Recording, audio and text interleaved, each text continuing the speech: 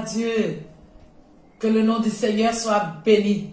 Nous sommes encore là à notre émission. Bien commencer la semaine avec la parole de Dieu.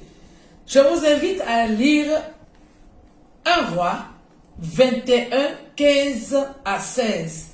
1 Roi, chapitre 21, les versets 15 et 16. Nous lisons.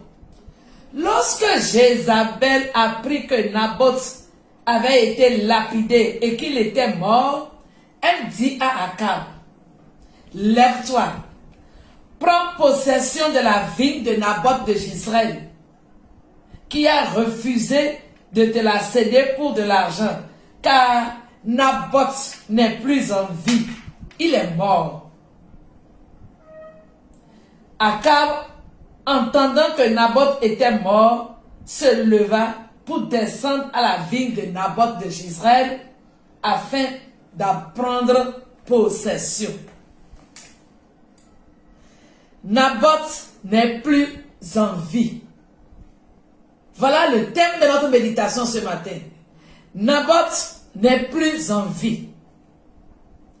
Telle est la déclaration de Jézabel à son mari, le roi Akab. Mais que s'est-il passé? Naboth a eu le tort, ou bien Naboth a eu la malchance d'avoir sa vigne à côté du palais royal. Un jour, le roi Akab, il convoita le terrain de Naboth.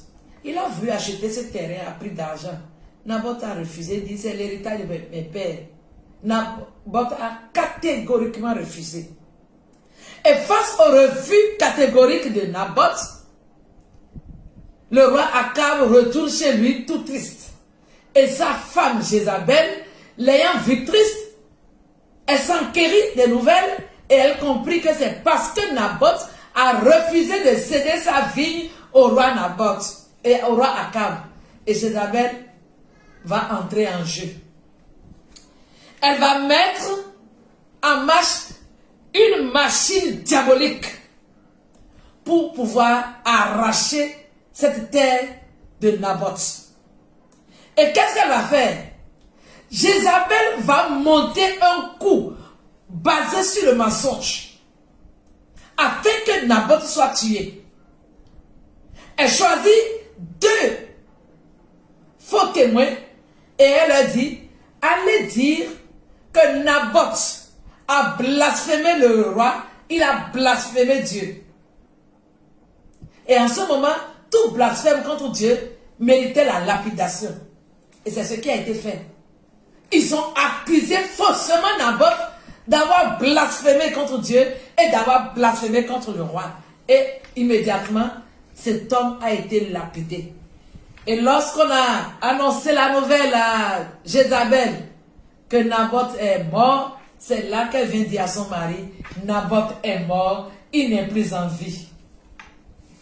Va prendre possession de cette terre et de cette terre. Qu'est-ce que nous voulons retenir par cette méditation? Je veux m'adresser ce matin à tous ceux-là qui fomentent des mensonges pour atteindre leurs objectifs. Écoutez la parole de Dieu. Aujourd'hui, nous avons beaucoup de Naboth silencieux, des Naboth détruits par des Jézabel d'aujourd'hui, des Jézabel hommes et femmes, c'est-à-dire les menteurs, des jaloux qui veulent détruire les autres afin d'atteindre leurs objectifs. On détruit la réputation d'un frère ou d'une sœur par un mensonge. Combien de personnes sont détruites par les mensonges des Jézabel de notre époque? Ils sont nombreux. Ces menteurs, ces calomniateurs. Et ce qui est déplorable, c'est qu'au sein même de l'Église, ils sont nombreux. C'est bien dommage qu'au sein du corps de Christ, il y a de ces menteurs, de ces professionnels en mensonges qui peuvent inventer des choses terribles afin de détruire quelqu'un. Des gens se lèvent, ils inventent les mensonges, ils inventent les grossièretés et qu'ils racontent partout afin de nuire à quelqu'un. Il suffit qu'on parle bien de quelqu'un et étant jaloux de la bonne réputation de cette personne, on dit, oh, il faut laisser, nous on connaît cet homme, nous on connaît cette femme, non, nous on a les dossiers, mensonges, et rapidement, ils vont inventer quelque chose qui n'a jamais existé afin de détruire, de nuire à cette personne. Par pure jalousie, on détruit les innocents. On ment sur les serviteurs de Dieu.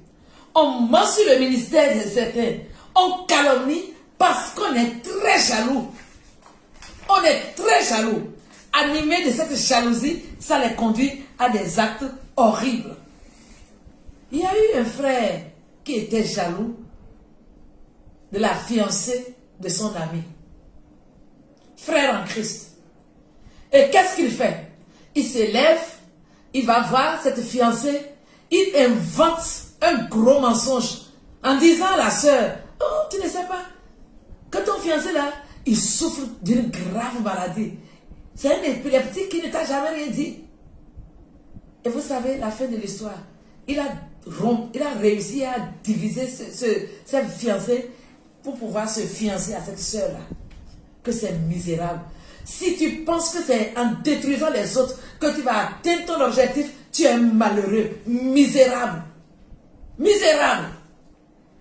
Naboth n'est plus en vie, mais Jézabel avait oublié quelque chose. Dieu avait tout vu.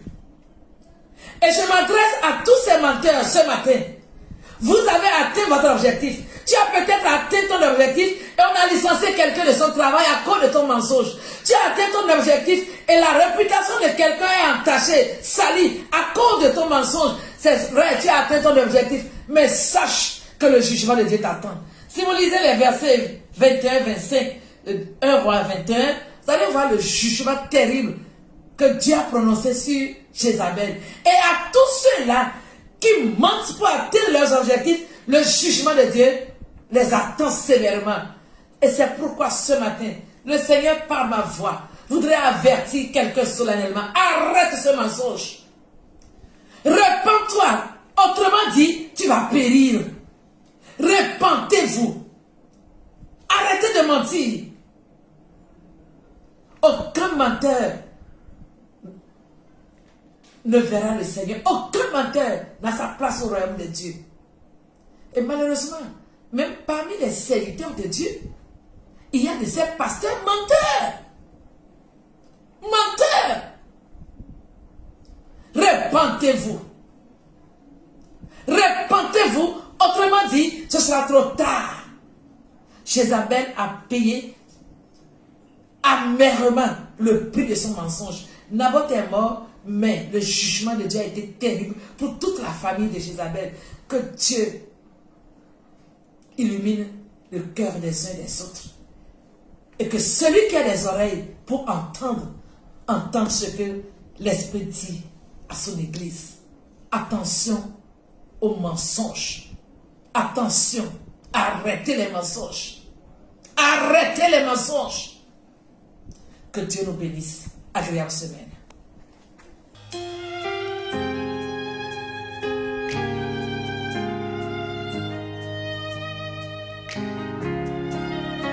This song says, you will never ever change. You are the Lord and you remain the same. How many of you believe that with me tonight? Whatever He has said